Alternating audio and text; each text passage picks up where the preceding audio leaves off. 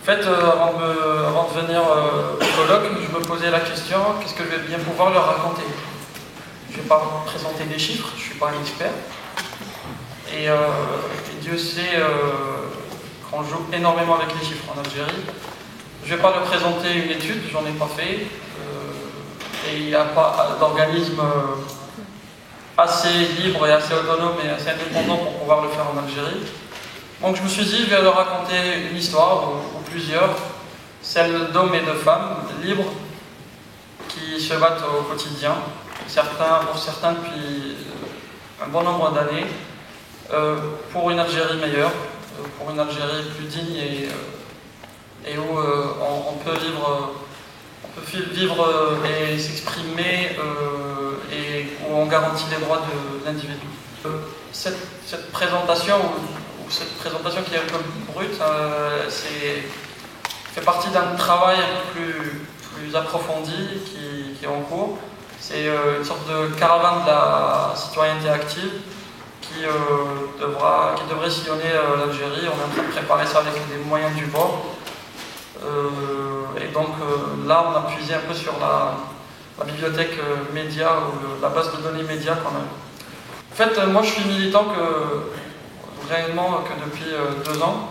Et il a fallu que des jeunes Algériens se fassent tuer parce qu'ils sont sortis crier leur colère pour que je puisse enfin bouger après 29 ans de silence. Et honnêtement, le jour où je me suis décidé à sortir dans la rue pacifiquement, et le choix a été très très difficile parce que il est plus facile de jeter des cocktails Molotov que de brandir une pancarte ou une banderole en Algérie. Donc le jour où j'ai décidé de sortir, je n'étais pas très sûr qu'il y aurait du monde autour. Sortir, faire une manif en Algérie, il y a des jeunes qui ont la vingtaine qui n'ont jamais vu ça et qui sont nés sous l'état d'urgence, qui, faut-il le souligner, même s'il est plus là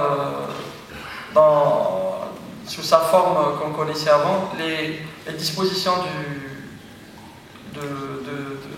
et les lois sont toujours actives et les pratiques sont toujours présentes.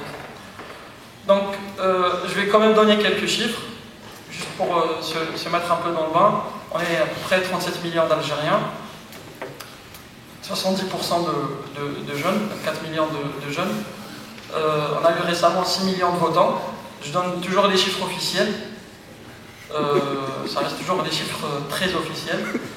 Et des chômeurs, il n'y en a pas. Donc, oui. L'année dernière, on a eu droit vraiment à un scoop et les Grecs devraient vraiment s'inspirer de notre Premier ministre qui a créé en 6 mois plus d'1 million de postes d'emploi. D'ailleurs, on avait à peu près, il y a une différence de plus 18 000 postes d'emploi par rapport aux 10% de la population active qui était au chômage. Donc on a dû importer 18 000 personnes qui étaient au chômage ailleurs. Et on aurait dû rappeler de la Grèce, on n'y a pas pensé. Donc voilà, c'est vrai que il est vrai qu'il n'y a pas d'organismes qui font des sondages en Algérie. Après les élections, j'ai fait un petit tour un peu dans les 4 coins du pays et j'ai fait mon propre sondage. J'ai posé des questions à un peu plus de 700 personnes. C'était très bref, c'était des questions très brèves. Et je peux vous dire que, je vous donne ça grosso modo, parce que je n'ai pas encore tout le détail. 75% des personnes que j'ai questionnées n'ont pas voté. Et sur les personnes de plus de 60 ans, c'était à peu près 40%. Sur les jeunes, c'était plus de 85% qui ont dit qu'ils n'avaient pas voté ou voté blanc, bien sûr. Donc, en fait, on sait très bien maintenant qui a voté FLN en Algérie. Et c'est pas une surprise pour personne. Donc, pour l'instant, après le vote, les jeunes, qu'est-ce qu'ils font? Ils attendent. Dans tout cela, il y a eu beaucoup de campagnes pour le boycott des élections. Il y a eu des campagnes pour sensibiliser la population sur l'importance de la mobilisation. Mais ces campagnes-là, on ne les voit pas. Monsieur Wali nous a parlé des médias. Et ce qu'il me disait tout à l'heure en aparté, c'est vrai que nos médias sont indépendants de leur volonté. Et j'aime bien ça, c'est une réalité, parce que même dans les médias, je ne parle même pas des médias lourds, les médias lourds, il y a de place que pour ceux qui vont voter, comme si que tous les autres n'existaient pas. Voilà. Mais dans tout ça, ce qui est bien, c'est que bon, moi je ne suis pas là pour dresser un tableau noir, et je pense qu'on a assez fait. Je suis là pour positiver un peu et pour dire que dans toute cette tempête d'esprit négatif et de tentative de laisser et surtout de clochardiser la population algérienne,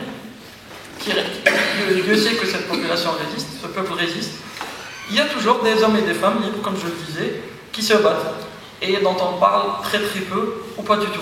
Donc ces gens-là n'ont pas accès, ne peuvent pas s'exprimer sur les médias nationaux et encore moins sur les médias lourds. Il faut avoir un parti politique agréé, c'est-à-dire, et ces gens-là se battent contre une spirale, un taux de chômage qu'on estime entre 25 et 30%. Si on ne compte pas, ça c'est pas les chiffres officiels, les chiffres officiels c'est 10%. Donc le chômage est utilisé pour la clientélisation de la population algérienne. C'est-à-dire il y a des agences qui sont créées par le régime pour justement, soi-disant, créer des postes d'emploi.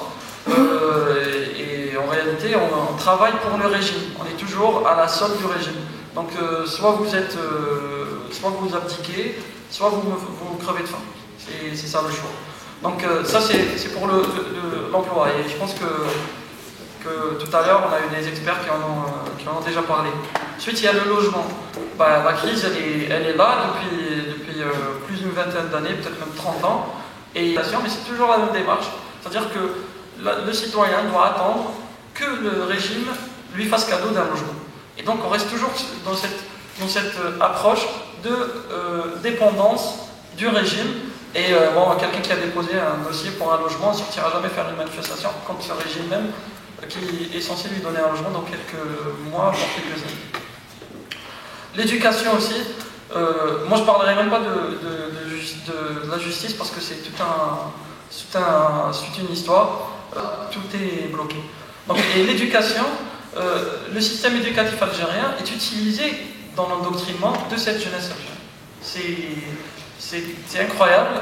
Ce matin, on entendait les sociologues et les historiens nous parler de cette histoire qui est détournée, mais elle n'est pas juste détournée pour des discours populistes ou une approche politique quelconque.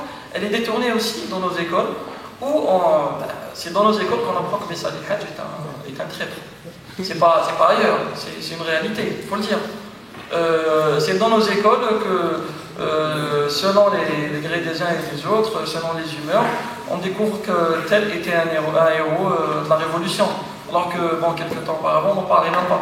Notre président actuel, personne ne le connaissait avant qu'il vienne.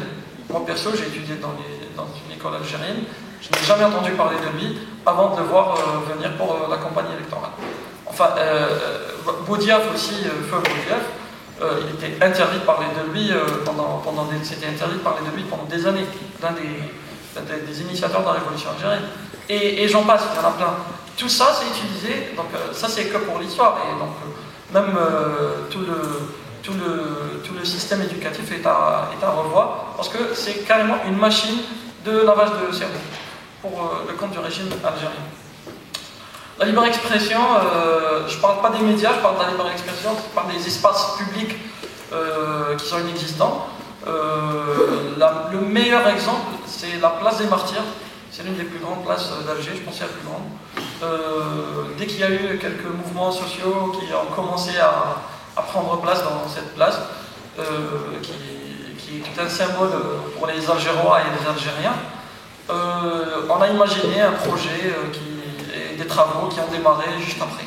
Donc, et là, elle est fermée depuis un peu plus d'une année. Et vu que partir, même dans une embarcation précaire et trouvée de partout, coûte de l'argent, donc s'ils ne sont pas assez riches, ils fabriquent des cocktails Molotov et ils sortent maintenant. Donc c'est des formes d'expression, si vous voulez, les plus courantes, c'est les formes d'expression les plus courantes chez les jeunes Algériens aujourd'hui. C'est les plus courantes, ce ne sont pas les seuls, on va parler des formes d'expression, les autres, celles qui sont un peu plus constructives et qui dérangent un peu plus sur place. Donc je vous présente mon arme, ma première arme à moi, Yassine, à plein de militants algériens. Le mégaphone, la pancarte, le blog, tout ça, le tract. Donc voilà, ce sont nos outils de travail et c'est ce qui fait le plus peur. Je vais passer à la partie la plus intéressante et là on va présenter réellement les visages de certains acteurs de cette société civile, ceux qui se battent sans cocktail Molotov et qui font dans la construction de la citoyenneté et de la promotion de la citoyenneté au sein de la population algérienne. Donc en fait, j'ai débarqué en janvier 2011 dans ce monde et dans cette société civile qui était totalement décimée après des années de violence. L'intégrisme a été utilisé justement pour éradiquer toute forme de société civile ou de conscience collective. Mais quand même, il restait des hommes et des femmes qui sont, comme je le disais, toujours présents et là, et qui m'ont accompagné moi-même et beaucoup de mes camarades dans ce qu'on fait au quotidien. Maître Ali Yahya Abdounour, pour le citer, c'est un grand militant et un grand défenseur des droits de l'homme qui nous a toujours accompagnés. Feu Abdelhamid Mahri, ancien secrétaire général du FLN. Enfin, peut-être ça paraît comme un paradoxe qu'un ancien du FLN nous ait soutenu. Moi perso, c'est quelqu'un qui m'a inspiré et soutenu. C'est un secrétaire général d'un parti politique qui est l'essence même du système, qui a essayé à un certain moment de faire du parti politique un parti d'opposition. Feu Ahmed Kaloumi, un chercheur, un grand universitaire, qui a été tué dans des conditions très très sombres, et on entend toujours des réponses par rapport à son meurtre. Et c'est quelqu'un que j'ai rencontré une seule fois, qui m'a beaucoup inspiré, qui a inspiré beaucoup de jeunes militants à Oran et ailleurs en Algérie. Et il n'y a pas que ceux-là. Il y a Fatma Boufnir, il y en a plein qui sont là, qui sont présents, qui essaient de passer ce flambeau de cette société civile, enfin, du peu de société civile qui est restée. Ensuite, il y a les élites aussi. C'est vrai qu'on fait souvent le procès des élites en Algérie, on dit que les élites ne s'impliquent pas assez dans les mouvements citoyens, dans la construction de la société. C'est vrai, c'est une réalité, mais quand même il y a des élites qui sont là, qui sont présentes, qui sont sur le terrain aussi. Je citerai Fodé Boumala, donc j'ai réussi même à trouver une photo de lui dans une manifestation. C'est quelqu'un qui a inspiré beaucoup de jeunes Algériens, qui est auteur de plusieurs livres. Je citerai des jeunes de l'élite aussi, une cinéaste, Sofia Djama, qui est une cinéaste. Bon, tous ses courts-métrages sont interdits en Algérie, bien sûr, et qui a été à la tête d'un mouvement qui a été lancé début janvier 2011, qui a organisé pas mal d'actions, le MRC, compagnie de Adila Benzimalat, qui est une actrice, une comédienne de plus en plus connue. Je citerai Kader Afar aussi, comédien, homme de théâtre. Je citerai Alex Larbi, qui est ici présent bien sûr. Il y en a plein des gens de cette élite qui participent aussi à cette dynamique citoyenne. Ensuite, il y a les nouveaux, ceux qui débarquent, ceux qui sont nouveaux dans le domaine et qui bougent pas mal et qui prennent les devants. Je commencerai par les chômeurs du Sud. Ces chômeurs qui vivent dans les zones où, dans ces zones-là même où on puise les richesses du pays, là même où on va chercher l'argent qui nourrit les épouses et les enfants de nos chers dirigeants, et où le taux de chômage est le plus important du pays. C'est-à-dire que dans le Sud, la problématique, c'est que même l'informel, il est difficile même de faire de l'informel. C'est ça la grosse problématique. Et le pire, c'est que quand on recrute des gens pour travailler dans les multinationales ou dans les puits de pétrole, c'est souvent des gens qui viennent du Nord. Et ces jeunes-là se sont révoltés et se sont organisés et de plus en plus pacifiquement. Il y en a une poignée qui a pris les devants, ils sont organisés en association et en comité national, et ils luttent au quotidien. Donc je tenais à les saluer et en parler parce qu'on en parle très peu. Je vais revenir après, parce que souvent les arabophones, les militants arabophones ne sont pas mis au devant de la scène. C'est très très rare, parce que le peu de presse dite indépendante, pas que de sa volonté, qu'on a en Algérie, et malheureusement francophone. Et en même temps, donc, même les ONG qui viennent en Algérie reçoivent le plus souvent ceux qui ressemblent le plus aux Occidentaux. Peu d'ONG ont la vision que vient de citer monsieur, parce qu'il y a toujours ce déphasage. On a vu Hillary Clinton venir à Alger, présenter les leaders de la société civile en Algérie, on n'en connaissait aucun. Ceux qui ont pris la photo avec elle, on n'en connaissait aucun. Il faut le dire, l'atout qu'ils avaient, c'est qu'ils parlaient bien anglais. Donc, il suffisait d'être anglophone pour être leader de la société civile. Donc voilà les chômeurs du Sud. Monsieur Azouab. Monsieur Azouab, au fait, c'est quelqu'un qui a été grièvement blessé pendant les manifestations d'octobre 88. Il s'est pris 9 balles, il a perdu un bras, il a plein de maladies depuis, et il est encore sur le terrain avec nous au quotidien. Donc il est plus tout jeune, mais il est présent. Et comme lui, il y en a plein, ils ont une association des victimes d'octobre 88. Hamid Farhi, c'est la seule photo que j'ai pu trouver de lui. Il est tellement discret, il accompagne tout le monde, mais il n'est jamais au devant. C'est un personnage mais unique. J'espère que l'histoire saura lui rendre vraiment un hommage, parce que et comme lui, il y en a plein. C'est quelqu'un qui a milité durant les années 80, qui a été arrêté, torturé à plusieurs reprises, et qui continue à être présent, et qui appelle toujours à la solidarité entre les différentes tendances de la société civile. Et le symbole de tout un pays, les mères et les femmes et les épouses de disparus. On a près de 20 000 disparus en Algérie. Leurs familles luttent au quotidien. Jamais je n'ai vu une volonté pareille. Elles sont dans la rue au minimum une fois par semaine. Au minimum. Elles sont solidaires de tous les mouvements. Et vraiment, c'est tout un symbole. Et vraiment, tous les jeunes militants qui débarquent un peu dans le domaine s'inspirent beaucoup de ce mouvement. Donc voilà, j'ai quelques images aussi de ma rencontre avec mon ami Yassine Zayed. C'était quand même assez atypique comme rencontre. Depuis, juste avant les élections, je ne peux aller avec ma fiancée au centre d'Alger faire du shopping sans être accompagné par 4 policiers. Parce que c'est la zone où on organise les manifs. Je vois un ancien collègue de cellule. Salut. Donc, oui, même pour aller faire du shopping, on est accompagné par des policiers qui sont là. Parce que pour eux, il suffit qu'il y ait 2 ou 3 pour mettre le trou. Donc voilà, et maintenant je vais vous parler de la nouvelle vague, brièvement. LMG, c'est un groupe, Samir, Hassan et Khaled, pour ne citer le cautionnaire, c'est des jeunes qui sont mobilisés pour un ancien combattant qui n'ont jamais rencontré, qui ne connaissaient pas du tout, donc, qui ont lutté jusqu'à ce qu'ils soient libérés. Donc, et qui ont inspiré beaucoup de jeunes militants, parce que leur mouvement a été la base de plusieurs autres mouvements dans plein de domaines différents. Zino, un jeune de Babelwed, qui représente lui, Tarak Mamri, c'est une nouvelle vague des jeunes des quartiers populaires qui disent au système non, on est issus de quartiers populaires et on sait lutter pacifiquement.